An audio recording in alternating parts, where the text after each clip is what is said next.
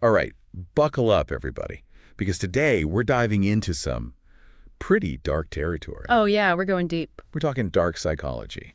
And, you listeners, you always send over the most fascinating stuff. The best. This time, it's dark psychology. Learn the practical uses and defenses of manipulation by Victor Sykes. Definitely a book that makes you think. It really does. Yeah. I mean, just reading these excerpts, you get a glimpse into, like, all these tactics for manipulation and persuasion. It's kind of creepy, actually. Well, yeah, deception, even mind control, right? I mean, this stuff is out there. It is out there. And, the book kind of starts off by defining dark psychology as, well, behavior that's aimed at hurting other people. Yeah.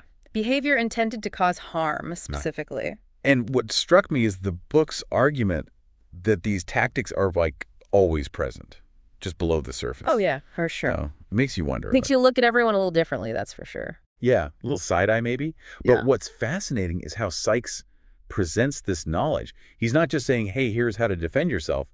He's saying this can help you understand human nature better. Oh, absolutely. It's like unlocking this, like, secret code to how people tick. A little bit less fun than those decoder rings we had as kids, though. Yeah, a little more intense than a cereal box prize, for Yeah. sure. So let's try to decode some of these tactics. One that jumped out was love bombing. Showering someone with affection and positivity to gain trust and dependency. And eventually control. Yeah.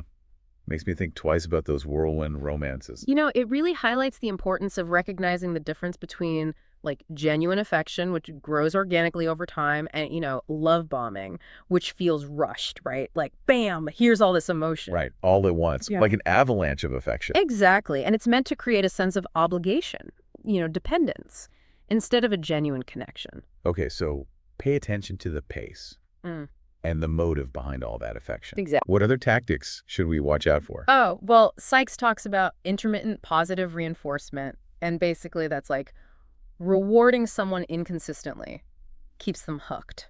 Oh, so it's like you're not always winning, but just enough to keep you coming back for more. It's like a slot machine, right? You don't win every time, but the occasional payout keeps you playing. Right, keeps you pulling that lever. Yeah.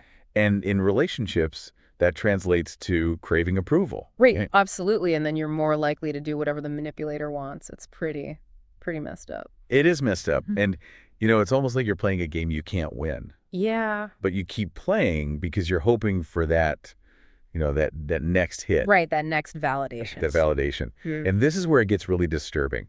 Sykes even talks about tactics that make you doubt your own memory. Oh, yeah. Your sanity.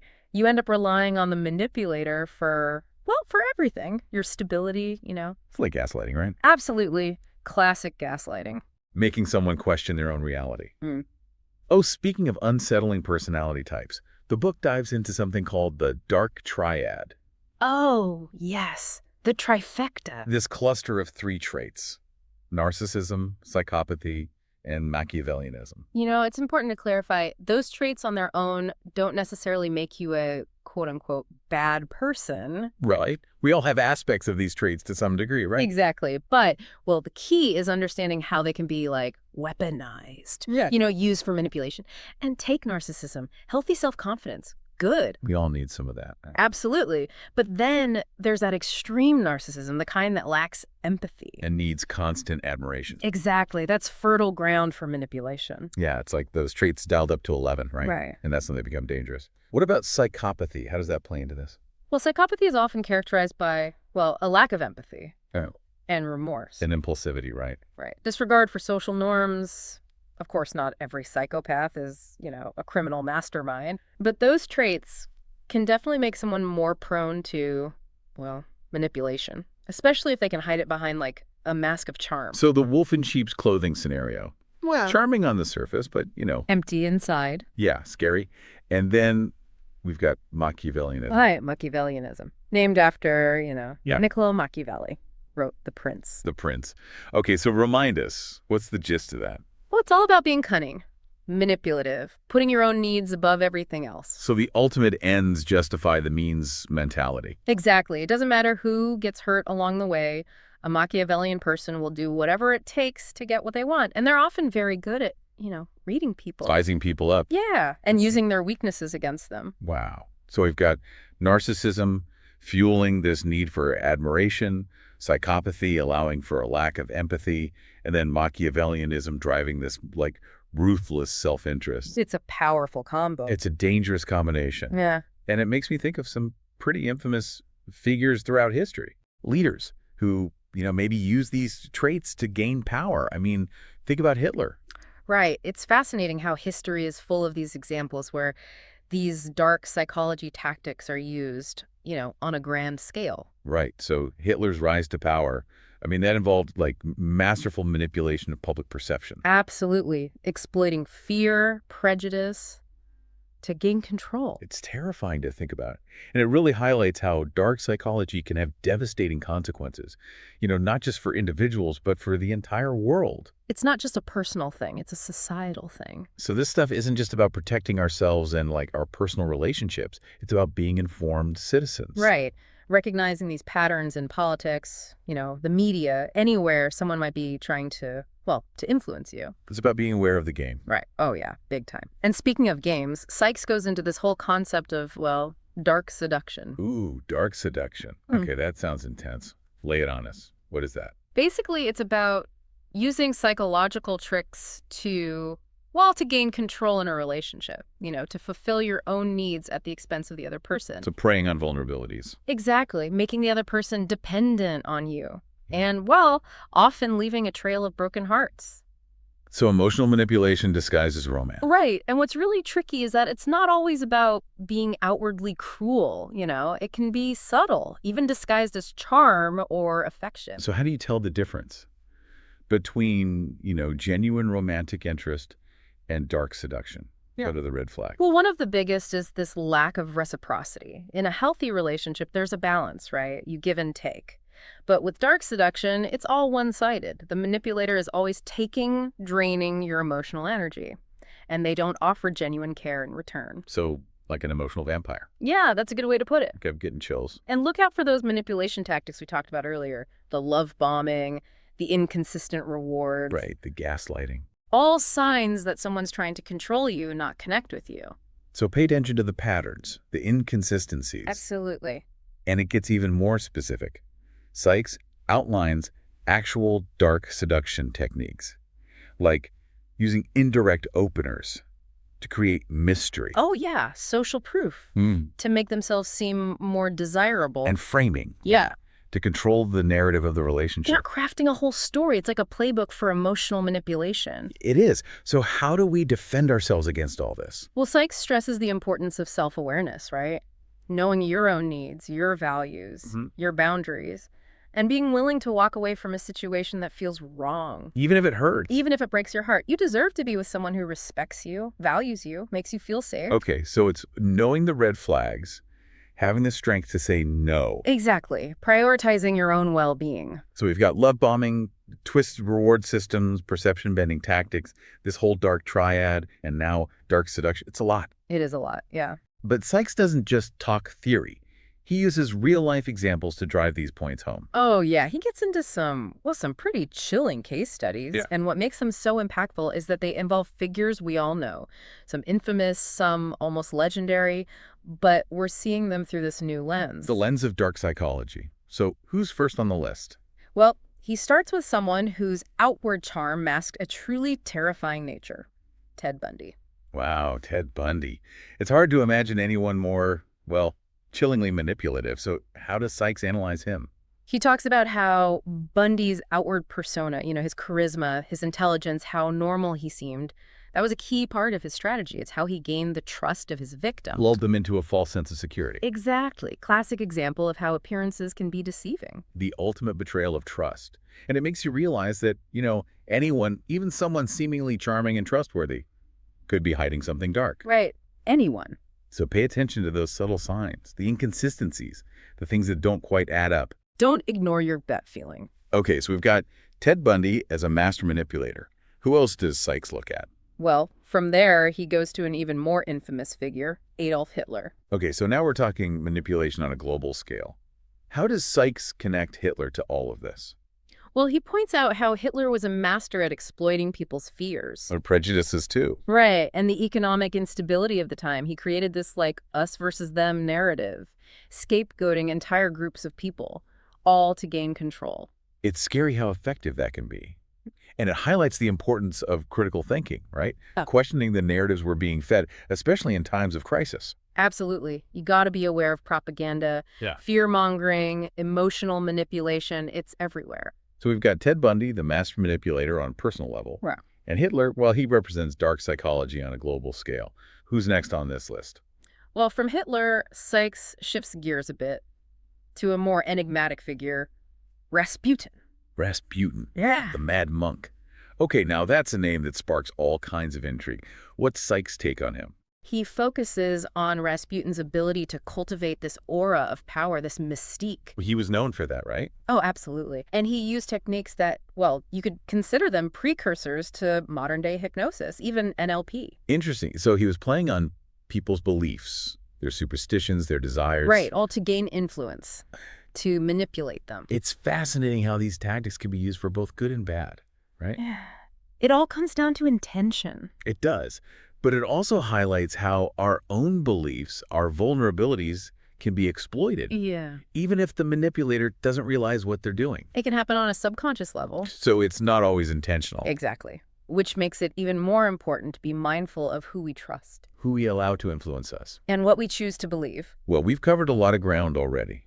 The definition of dark psychology, all these unsettling tactics, the personality traits, and even some real-life examples, and it seems like we've just scratched the surface. We have. There's so much more to uncover. And in the next part of our deep dive, we'll explore even more unsettling aspects, like undetected mind control and the effects of mind games. Oh, we're going deep. So join us next time as we continue to explore the world of dark psychology.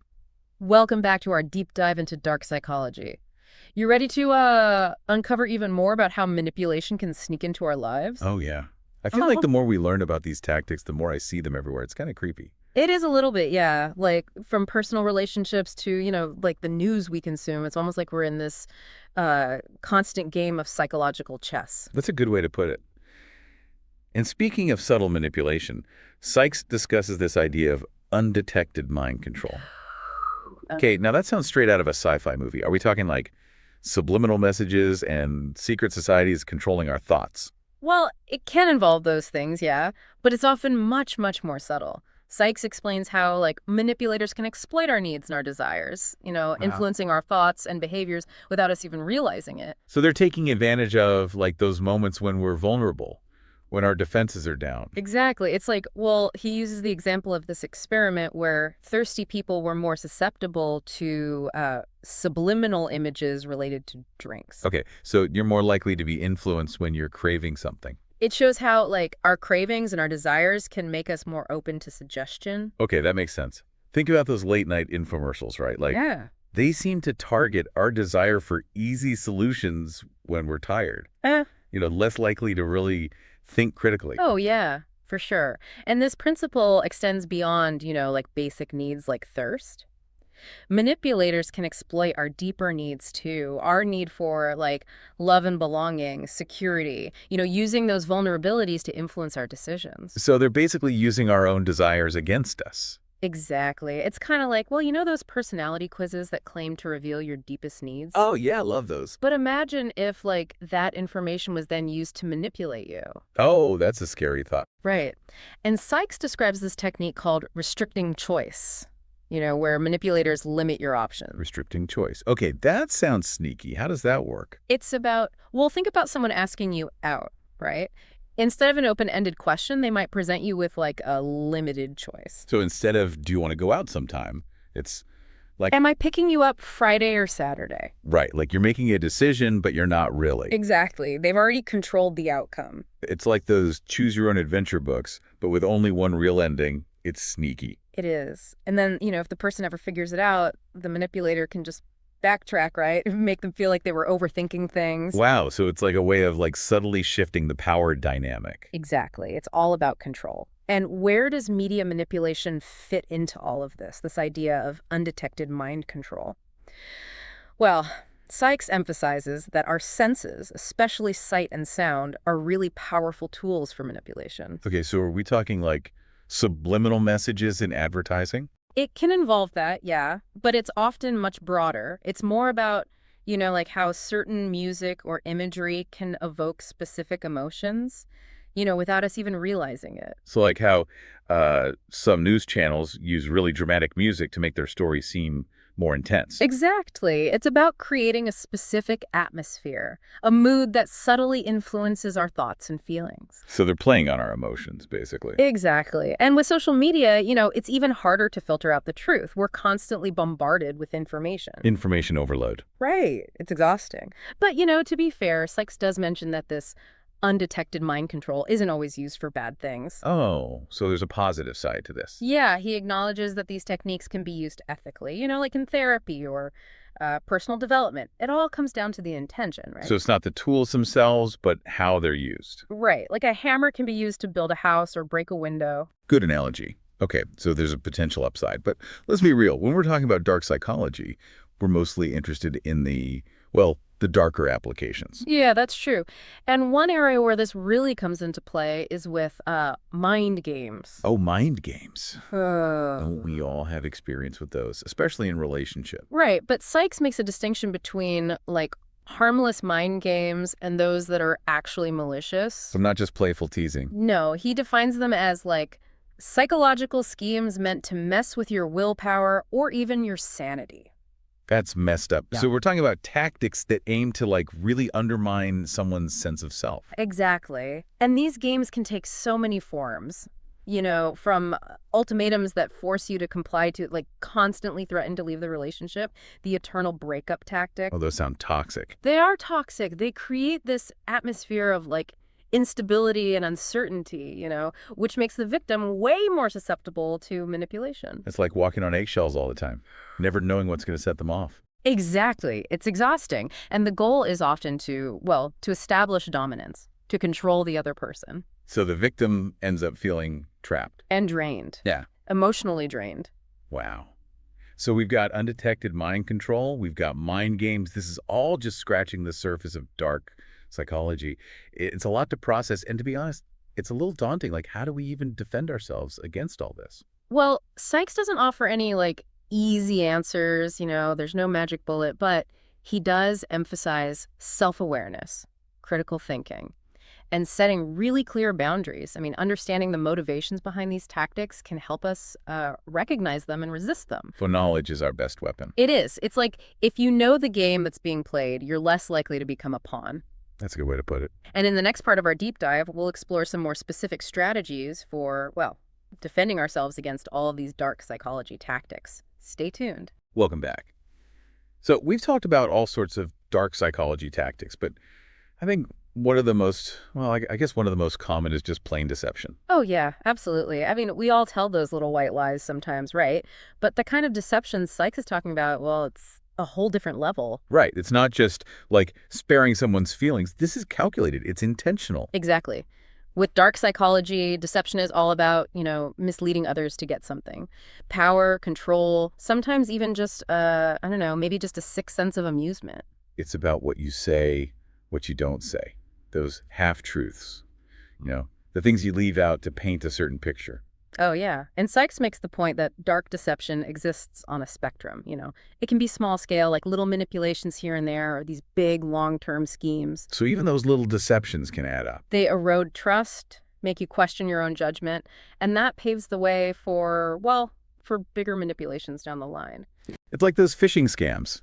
Yeah. They start with a harmless-looking email and then, bam, they've stolen your identity. Perfect example. And Sykes also explores some recurring themes in dark deception, things like money, relationships, personal identity. Like he talks about con artists who build these elaborate facades to exploit people. Yeah, those con artist stories are crazy. Yeah. He mentions Charles Ponzi. Oh, yeah, the Ponzi scheme. And even Gregor McGregor, who, get this, sold a fictional country. I know, it's wild. It makes you wonder how they get away with it. Right. I mean, these people, they blend charisma and confidence with this deep understanding of how people think. Yeah, they know how to tap into our desires, our weaknesses. They create these illusions that are, really hard to see through. It's like those magic tricks. You know something's off, but you can't figure out how it's done. And then by the time you realize the truth, it's too late. Exactly. So how do we protect ourselves? I mean, we can't just be suspicious of everyone. No, but it is about cultivating, like a healthy skepticism. Hmm. Question things that seem too good to be true, especially when it comes to money or those promises of instant gratification. Right. Be a savvy consumer. Don't just blindly believe everything you hear. Exactly. We got to be our own fact checkers, especially these days with how fast misinformation spreads. So, okay, we've covered a lot. Manipulation tactics, the Dark Triad, mind games, undetected mind control, and deception. It's a bit overwhelming, honestly. Yeah, it can be. It's a lot to digest. So how do we, actually process all this and, actually use it in our lives? Well, like I said before, knowledge is power. Just by understanding these dark psychology tactics, we're already more aware. We Right. can spot the red flags, we can set boundaries, and ultimately we can make better choices in our relationships, our interactions, all that. So we're taking back control. Yeah. Not letting ourselves be manipulated. Exactly. We have the power to choose who we trust, what information we consume, and what our boundaries are. It's about becoming more discerning, thinking critically, and being more assertive. Absolutely. And while it's important to be aware of, the darker side of human nature, Right. we don't want to become cynical or paranoid. Yeah, there's a balance. Right, between awareness and trust. It's not easy, but it's important. So be open to connection, but be wise enough to protect yourself. Exactly. It's a journey, a lifelong process. And this deep dive, well, it's just the beginning. Yeah, just the tip of the iceberg, right? Exactly. I encourage you all to keep exploring. Maybe check out Sykes' book. Really dive in. The more you learn, the more equipped you'll be to navigate, well, all the complexities of human behavior. Great advice. So listeners, stay sharp, trust your gut, and remember, knowledge is your best defense.